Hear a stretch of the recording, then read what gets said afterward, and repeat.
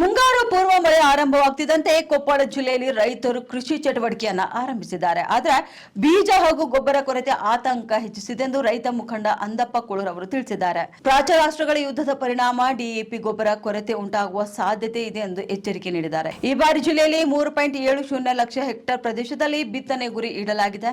ಇನ್ನು ರೈತರು ಹೊಲ ಸಿದ್ಧಪಡಿಸಿಕೊಂಡಿದ್ರು, ಇನ್ನು ಬೀಜ ಹಾಗೂ ಗೊಬ್ಬರ ವಿತರಣೆ ಆರಂಭವಾಗಿಲ್ಲ. ಇನ್ನು ಕಳೆದ ವರ್ಷವಂತೂ ಯೂರಿಯಾ ಹಾಗೂ ಡಿಎಪಿ ಕೊರತೆಯಿಂದ ಬೆಳೆ ಹಾನಿಯಾಗಿತ್ತು ಎಂದು ರೈತರು ಆತಂಕ ವ್ಯಕ್ತಪಡಿಸಿದ್ದಾರೆ. ಇನ್ನು ಜಿಲ್ಲಾಧಿಕಾರಿ ಡಾಕ್ಟರ್ ಸುರೇಶ್ ಇಟ್ನಾಳ್ ಮಾತನಾಡಿ, ಯೂರಿಯಾ ಕೊರತೆ ಆಗದಂತೆ ಕ್ರಮ ಕೈಗೊಂಡಿದ್ದು ಡಿಎಪಿಗೆ ಪರ್ಯಾಯ ಗೊಬ್ಬರ ಬಳಕೆ ಸಲಹೆ ನೀಡಲಾಗಿದೆ ಎಂದು ಹೇಳಿದ್ದಾರೆ.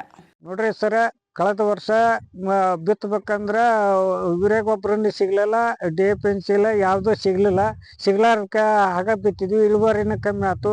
ಈಗ ಸಾಲಕ್ಕೆ ಗುರಿ ಆಗಿಬಿಟ್ಟು ರೈತರು. ಈಗ ಈ ವರ್ಷನೂ ಏನಾಗ್ತೈತೆ ಅಂತಂದ್ರೆ, ಈ ವರ್ಷ ಈಗ ಸದ್ಯಕ್ಕೆ ರೋಣಿ ಮಳೆಗೆ ಎಲ್ಲರ ರೈತರು ಜಿಲ್ಲಾದ್ಯಂತ ಬಿತ್ತಬೇಕಾಗತ್ತೆ. ಬಿತ್ತೀವಿ, ಈಗ ಇನ್ನೊಂದು ಮಳೆ ಆದ್ರೆ ಬಿತ್ತಕ್ಕೆ ಚಾಲು ಆಕವು.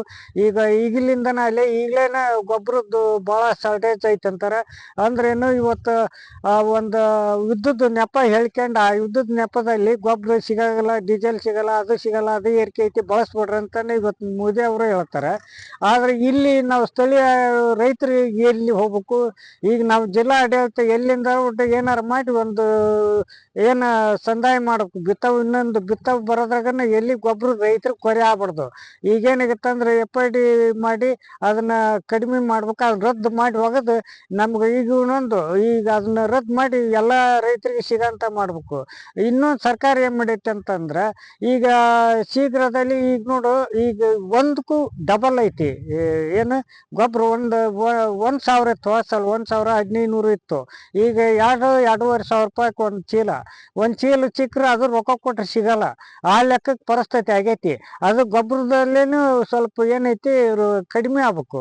ಆಮೇಲೆ ರೈತರಿಗೆ ಕೊರೆ ಆಗ್ಲಾರ್ದಂತ ಸಿಗ್ಬೇಕು. ಅದು ಸಿಗಂತ